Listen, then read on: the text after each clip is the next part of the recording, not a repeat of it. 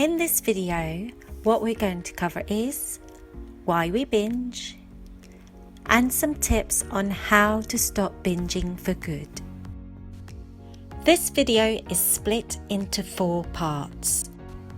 Part 2, how the food industries play with us, how our brains are behind times, how diets make us crazy, why it's hard to stop binging, how you influence your binge, how binge food reacts in the brain, and why your brain loves binging.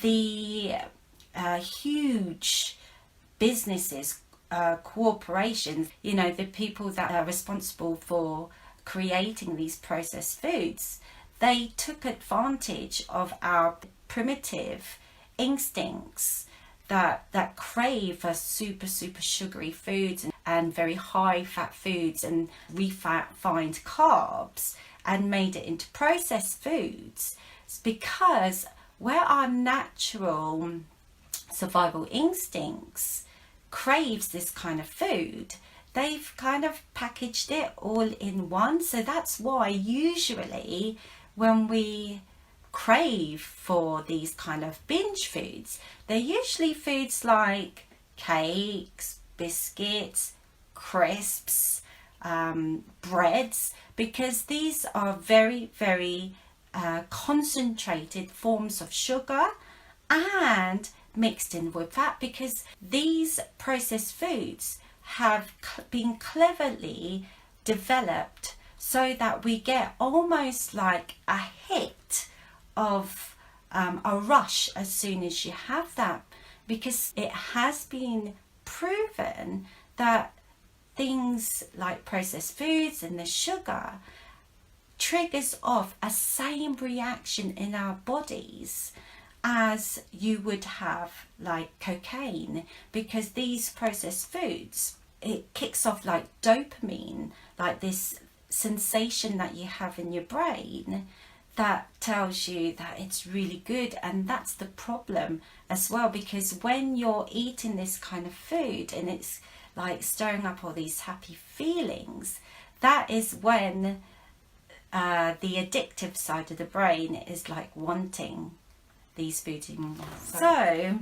back in the day when we were foraging for food, we would probably find something that is just sugar or something that is fat, and when we were starving and we needed those foods, so binging was a vital part of our survival, so we needed that.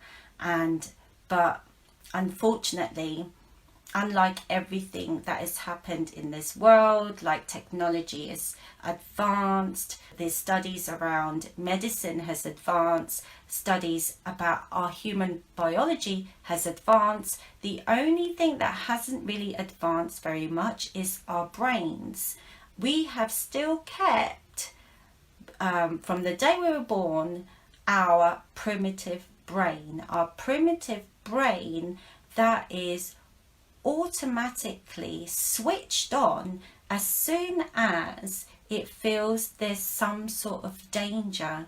And every time you send signals to your brain that there is a lack of food, your logical mind, the logical part of your brain, so if you think of your brain as 2 parts, so you've got your one side of your brain is your logical part. You've read loads of books, you know what's right from wrong. And then you've got like your primitive brain, which is your reflex, is more emotional, the one that is trying to keep you alive. So even though in your logical brain you shouldn't be participating in things like binge eating, as soon as the mind feels that it's being deprived in some way, and that's why I blame diets 1,000,000% for the amount of people who struggle with eating normally or have a good connection with food, is because they're constantly putting their brains, their primitive brain, into action. It's like almost like that part of your brain which is hardwired for survival is thinking, we're not getting food again, and it literally takes over. And that is the reason,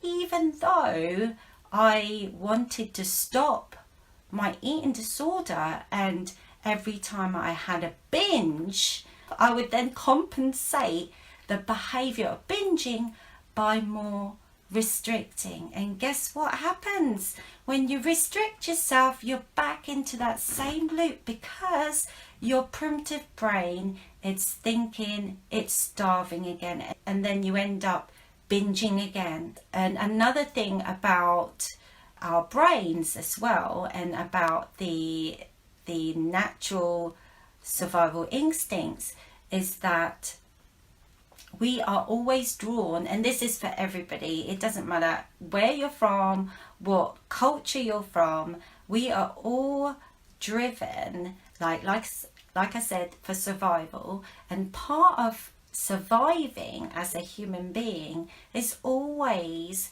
going to default to what is familiar, because again, when we were in the primitive days, when we were kind of trying to fight for survival, and we're not in this safe environment now where most of the time we don't have to be scared of being eaten alive by a lion or anything like that.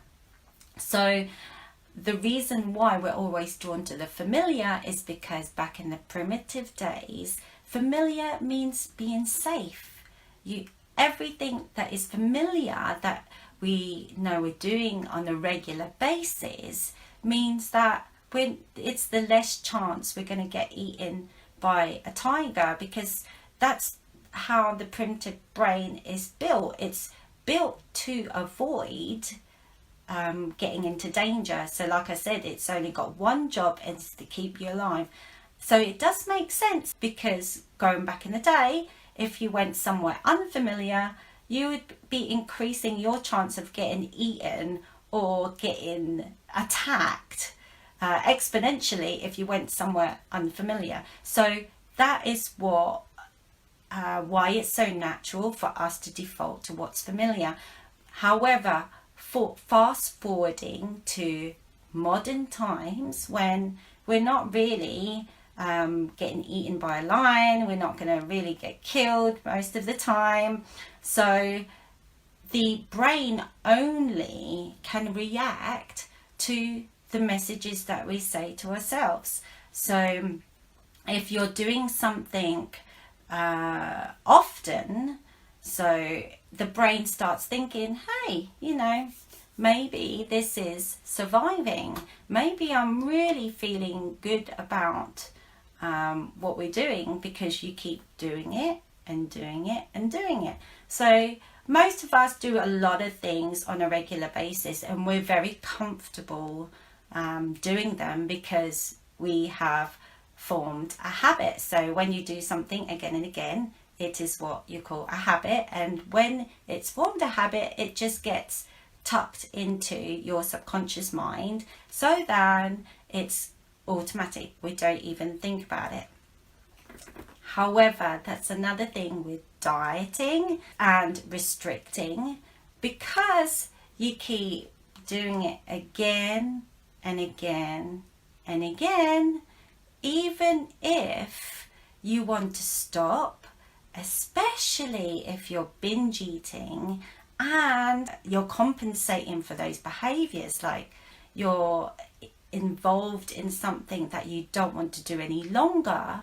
The problem is, if you want to make the changes, it's going to feel a challenge, because you are now changing your mind. So let's say, for example, you've been dieting for so long, or you've been restricting for so long, or you've been binging for so long, like I had an eating disorder for so long, and then I really wanted to recover. The mind has built a habit, has become familiar with your dieting, has become familiar with the binging and purging, mixed in with the fact that binging on highly processed foods gives you that instant hit dopamine into your mind, sending that rush into your body, almost like a drug, like cocaine. If you've never taken drugs, it is pretty much like that. So mixing the fact that your brain is familiar and has had a habit of binging on processed foods, plus the fact, if you throw it in there, that you grew up thinking that these foods were comforting you, that these foods had a connection to fun and joy and family outings. So, and then suddenly, like, you've had it enough and thought, right, I don't want to stop doing that. What do you think your brain is thinking? Hey, what you doing? And I love binging because you grow up with ice cream, cakes, biscuits. You grow up loving these foods, the happy memories of these foods. Go to the next video for part 3. Why we comfort eat. Why we feel powerless to binges. Tip number 1, stop dieting. Tip number 2, don't get too hungry. Tip number 3, always carry a healthy snack. And tip number 4, break the habit, part 1.